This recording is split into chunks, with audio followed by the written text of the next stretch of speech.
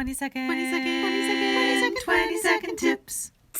For home learning. Hey everyone, welcome back to TST. Did you miss me? Okay, maybe don't answer that one.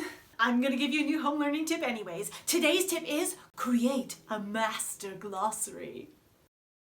I know this sounds really nerdy, but hear me out on this one. When you're at school, you learn so many words. There are words that you're supposed to memorize, but you're also going to come across other words that aren't attached to a specific class. Start keeping track of these new words in one document.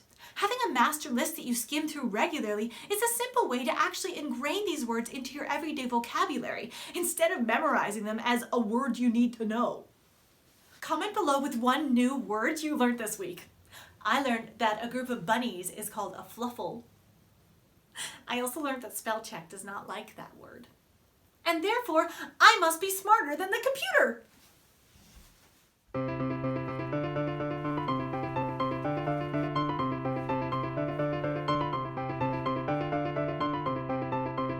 If you're new and want more study tips, check out this other video.